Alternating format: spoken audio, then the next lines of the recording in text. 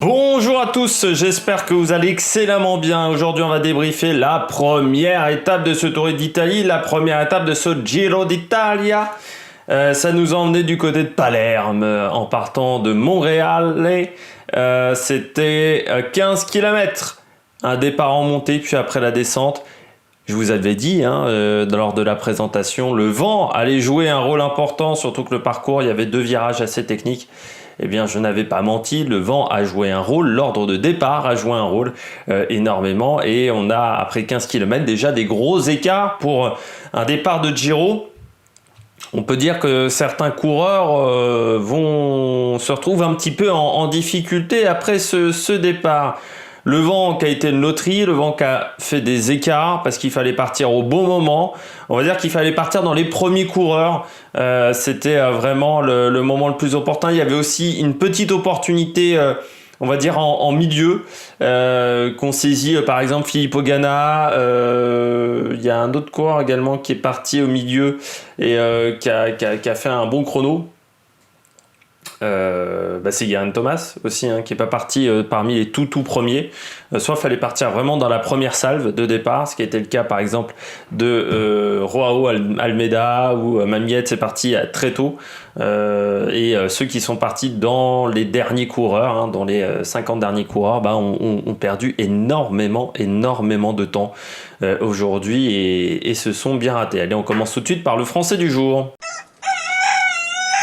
Autant vous dire que sur un contre-la-montre, le Français du jour, c'est un petit peu compliqué à déterminer, parce que les Français ne sont toujours pas les spécialistes de cette discipline. Si vous enlevez Rémi Cavagna, ça devient un peu compliqué. Alors, Benjamin Thomas est à peu près dans les eaux de Nibali, donc assez loin. J'ai oublié même de noter le temps de Benjamin Thomas. Il est 76e à 1,34, Benjamin Thomas. Il est parti avant-dernier, donc forcément il a mangé beaucoup de vent. Le meilleur temps du côté des Français, c'est Tony Galopin, qui est parti, qui finit 31e à 1,06. Tony Galopin, chez AG2R, on ne sait pas trop s'il y a un véritable leader, on ne sait pas trop quelle est la stratégie chez AG2R. Est-ce qu'il joue les francs-tireurs ou est-ce qu'il joue peut-être le général, un top 10 potentiel, quand on sait qu'il n'y a pas forcément énormément de coureurs, il n'y a pas forcément 150 000 favoris, c'est-à-dire vous retirez les 5 favoris, après derrière, les coureurs qui peuvent jouer le top 10, on aura certainement des surprises. Ils ont quand même 2 cartes. D'un côté, Aurélien Paré-Peintre qui finit 114e à 1,54, qui est jeune, qui fait son premier grand tour, donc on ne sait pas quel est vraiment son niveau, et il faudra qu'il se jauge, Aurélien Paré-Peintre, donc qui finit à 1,54. Par contre, Tony Galopin, il a déjà fait top 15 d'une Vuelta, donc est-ce qu'il ne peut pas jouer également un bon classement sur ce Tour d'Italie? C'est une question qu'on peut se poser. Pour le coureur français qui n'a pas fait le Tour de France, qui est plutôt en forme, qui avait prévu de faire le Giro déjà au départ dans son planning. Donc s'il joue le général, c'est un début intéressant pour Tony Galopin d'avoir perdu qu'une minute.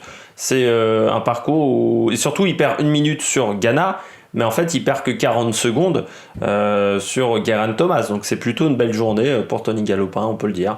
Il est à son niveau de performance. Attaque de Marlou! Du côté des coureurs au top, vous allez voir que cette vidéo va être assez courte pour une raison extrêmement simple. Un contre-la-montre, il y a peu d'informations à donner, surtout quand c'est une première étape. Premier coureur au top, c'est bien entendu Filippo Ganna. Ce n'est pas une surprise, je l'avais mis parmi mes favoris lors de la présentation. J'avais dit, en plus, certainement, il est champion du monde, c'est en Italie, il sait qu'il peut prendre le maillot rose, donc il y a peut-être une envie supplémentaire pour Filippo Ganna. Eh bien oui, quand je l'ai vu partir au bout de 200-300 mètres, on a senti qu'il était très très motivé. Alors après, il fallait pas tomber. Mais en même temps, il est devenu champion du monde à Imola. C'est pas comme si à Imola, il y avait déjà 60 km/h devant la semaine dernière. Donc normalement, il sait gérer ce type de conditions-là. C'était un peu des conditions assez similaires à ce qu'on avait eu à Imola, même avec du vent très fort, légèrement tourbillonnant, ce qui n'était pas le cas à Imola, mais du vent fort, on avait vu ça. Alors un peu plus de côté qu'à Imola, mais il y avait quand même des bonnes rafales à Imola. On avait vu ça avec Max Walscheid, l'Allemand, qui avait eu du mal à tenir son vélo à un moment. Donc Ganna très très fort encore une fois, il a mis un très gros rythme, il n'est pas parti en plus dans les premiers, hein, il est parti en plein milieu du contre-la-montre, mais il avait bien senti son moment, il a eu un petit peu de chance aussi avec lui, bien entendu avec le vent, mais il avait bien senti son moment, et puis après derrière ça a déroulé, la position est fantastique, voilà, il avait bien repéré, il avait bien créé son affaire, on va dire, Filippo Ganna, et bon, il n'y a pas grand chose à dire, hein. Premier, c'est sa 7e victoire, je crois, en contre-la-montre, donc il risque de nous en mettre au moins sur les 2-3 prochaines années pas mal, Filippo Ganna. Il faudra faire attention à lui également sur la piste, hein, parce qu'on sait qu'il est très très fort en poursuite. Je continue du côté de chez Ineos Grenadier avec Geraint Thomas, 4e à 23 secondes. Il est parti lui aussi, il est parti dans un bon moment. Non, par contre, non, je dis une connerie, lui il n'est pas parti au meilleur moment, Geraint Thomas. Mais il était très bien en place sur la dernière partie de course surtout. Geraint Thomas, ça reste un styliste aussi, hein, sur un vélo, c'est-à-dire très bien positionné sur sa machine. On voit là aussi l'école de la piste, hein, un peu comme Filippo Ganna, il y a une école de la piste avec Geraint Thomas, et très bien placé. Et quand il y a du vent, c'est vrai que la position a une importance encore plus importante. Un petit peu de redondance, a une importance prépondérante, contrairement à d'habitude, parce que c'est vrai que la pénétration dans l'air devient un élément majeur de la performance, et c'est vrai que Geraint Thomas a une position parfaite comme Filippo Ganna, et ça a joué bien entendu sur ce niveau de performance, donc bien joué de la part de Geraint Thomas, 4e à 23 secondes. C'est lui maintenant qui a les clés pour le général. Il a mis quand même une minute un petit peu à tout le monde, donc sur 15 km c'est plutôt pas mal pour le petit coureur britannique. Je continue avec Almeida, 22 secondes, simplement de perdu. Lui il est parti dans les premiers, Almeida, il est parti dans les 10 premiers.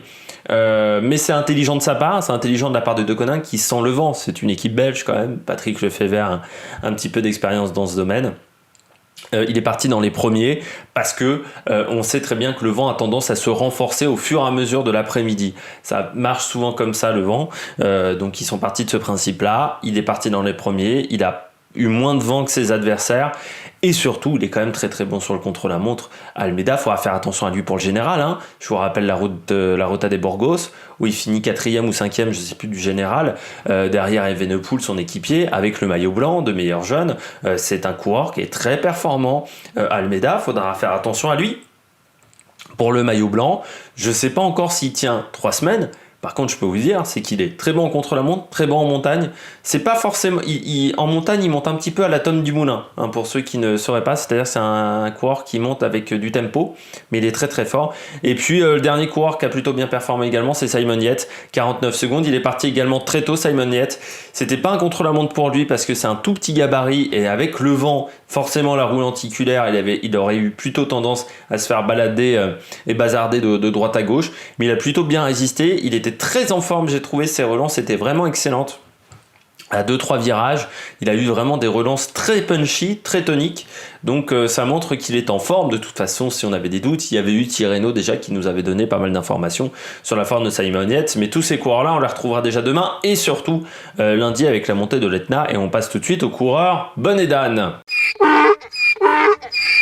Du côté des flops de cette première journée du Giro, je commence avec le flop de la journée pour moi.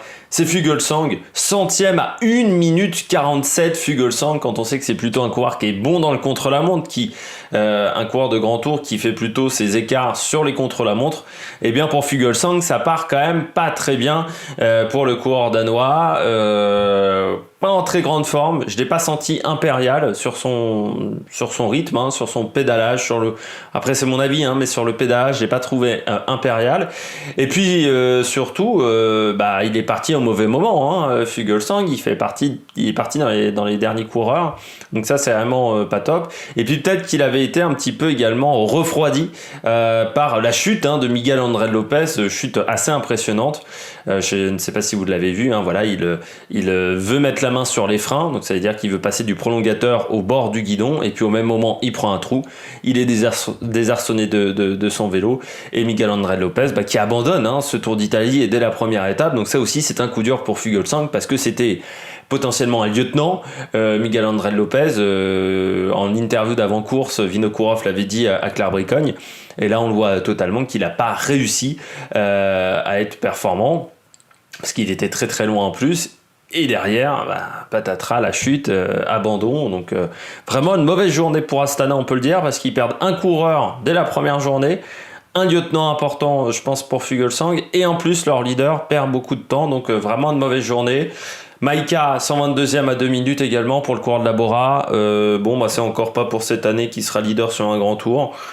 Maïka, il devient de moins en moins bon. Ça fait partie des coureurs. Il se trouve qu'il a une manière il y a une ressemblance avec Alexandro De Marchi qui est assez troublante.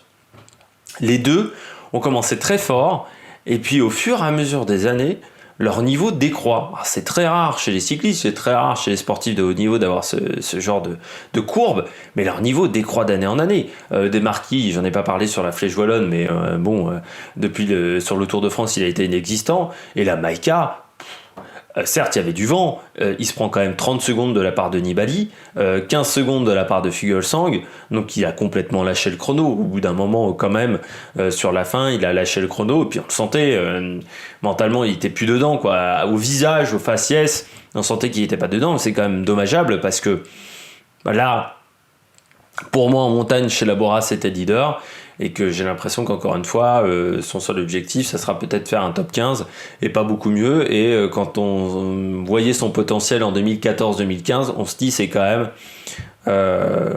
un énorme gâchis. Maïka, ça est depuis 3 ans, on le voit absolument plus. Puis je finis avec Vincenzo Nibali, 69e à 1,29. C'est le flop, le moins flop de la journée. Je vais résumer. Certes, il perd une 29, donc pour Nibali, c'est pas top. Par rapport à un Geraint Thomas, il est à 1 minute 6, mais il ne perd en fait qu'une minute 6. Quand tu vois le temps de Fuglsang, de Maïka, il n'a perdu qu'une minute 6.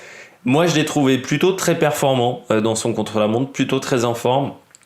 Donc certes, aujourd'hui, c'est un flop, mais c'est un demi-flop, on va dire.